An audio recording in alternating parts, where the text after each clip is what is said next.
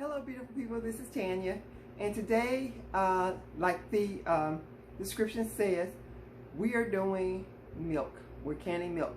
Now let me preface this by saying this is not approved by the USDA, the Canning Association, nobody, okay? So if you do this, know that you're doing this on your own. I'm just showing you what I'm doing, and this recipe or the technique that I'm using I got from Homestead. I will link her video in the description below so that you can go back and look at that if you like to. But I got this from her. I saw other videos of people canning milk, and her procedure was more, what's the word I'm looking for? More to my liking. Let's just put it that way, it's more to my liking. So this is what I'm doing. I'm canning milk, and I'm just gonna bring you along so you can see what I'm doing. Now it's just called, her recipe is very simple. You just need a gallon of milk. Now it cannot be cold. I left this sitting out for about an hour. It's been about an hour and 15 minutes now. And this has been sitting out on the countertop, coming down to room temperature.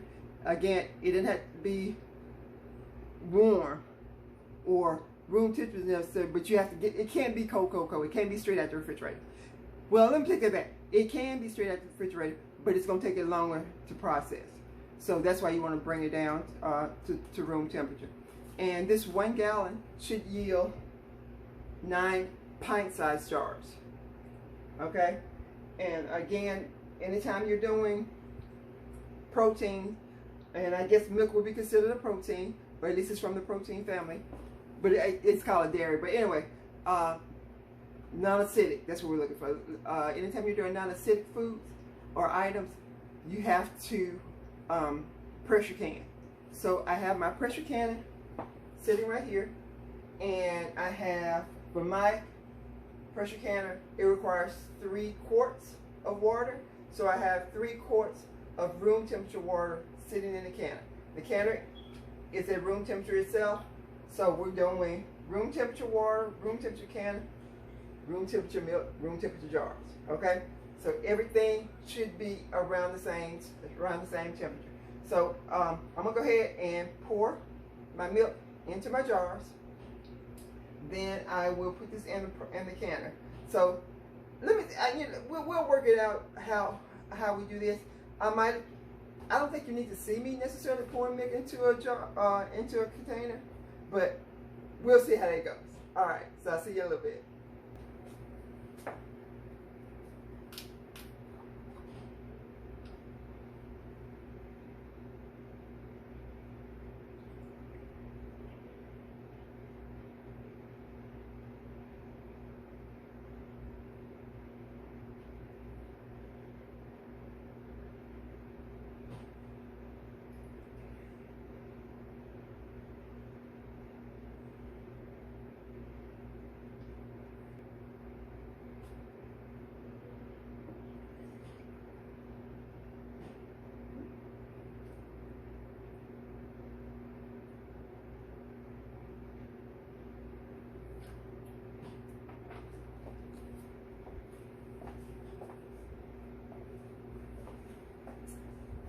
Okay, so I did get the 9 pint-sized jars from the 1 gallon of milk. Yay.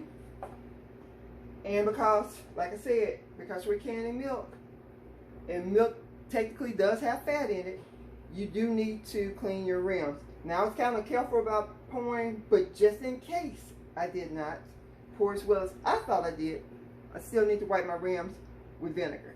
Because as you know, vinegar cuts fat. And I hope that fan isn't too loud for you guys, but it was kind of warm in here. And you want to squeeze out that extra vinegar, because what you don't want, as she said, you don't want clabbered milk, meaning you don't want buttermilk. So I'm just going to clean this, wipe these rims.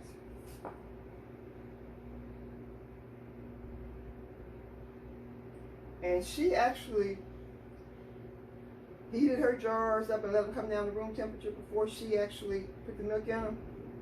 The USDA does not require now that you do that anymore. But if that's something that you want to do, if you feel better by doing it, hey, by all means, please go ahead and do it. I just don't feel the necessity to do that because I make sure I wash my jars, which you should wash your jars. Okay, make sure you wash them. And you're also checking for nicks and dings and stuff around the rims. You don't want that. And because we're using milk and there's no solids in this, we don't have to use the debubbler.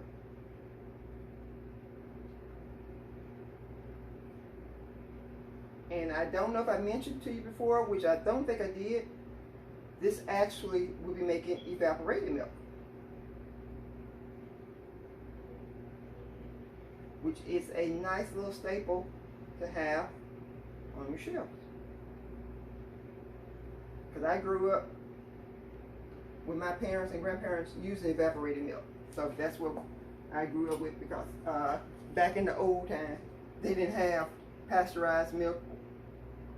That they don't call it pasteurized milk. What do they call that? I think it is called pasteurized. But anyway, they would make their own milk out of using evaporated milk. Add a little water to it, depending on what you're doing. Sometimes you can add a little sugar to it. And there you go. Fingertip tight. Did you see that? And into the camera.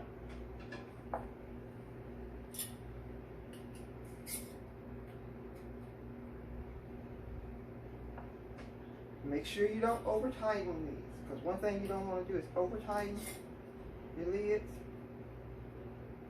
and then they bubble on you or bust. We don't want that. Okay, let me let you see. All right, this is with my 9 jars in here. The processing time for this will be about 15 minutes. So I'm going to start this out.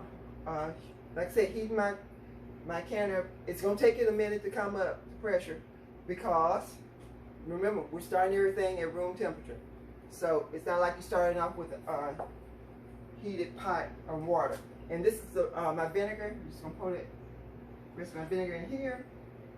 And that's to make sure your jars don't get cloudy and they stay pretty. Got my ring on here. I checked already to make sure my little hole wasn't stopped up.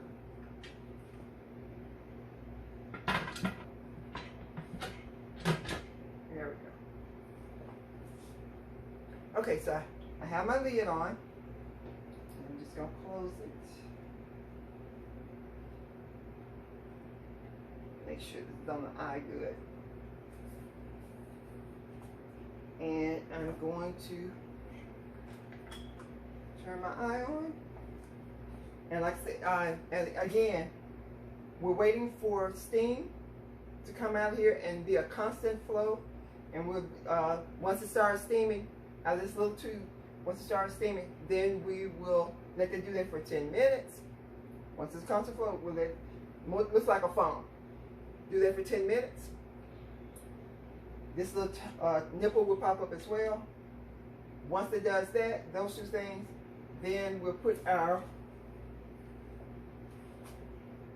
little gauge on and wait for our pressure to come up between 10 and 13. For my altitude is 10 pounds of pressure. So you need to check and see what your altitude is and what amount of pressure you need to use.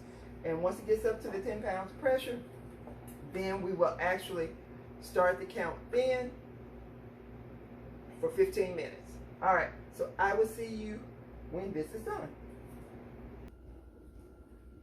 Okay, I'm back. So my milk has processed for about 15 minutes.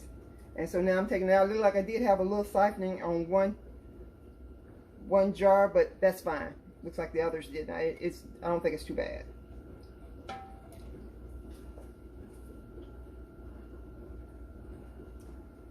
That's my milk. Get that out. And it looks like everything has already sealed.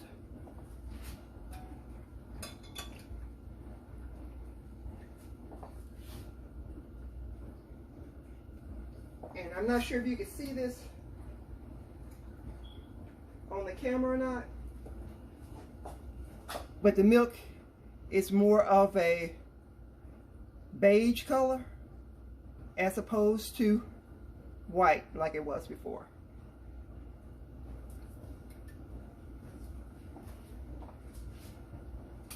Again, that's my canning milk video. And again, let me reiterate, this is not approved by the USA Food of USDA. That's what I'm trying to say. It's not approved by the USDA. It's not approved by the Canning Association or anyone. So if you decide to do this, again, do this at your own risk, okay? Or at your own, make your own decision as to whether or not you want to do this. Let me put it that way. Make your own decision as to whether or not you want to do this. And again, I got this recipe, this particular recipe or procedure from Homestead Heart, and I will link her video down in the description. So thanks for watching. Don't forget to like, comment, subscribe, and leave a legacy. Y'all have a great day. Bye.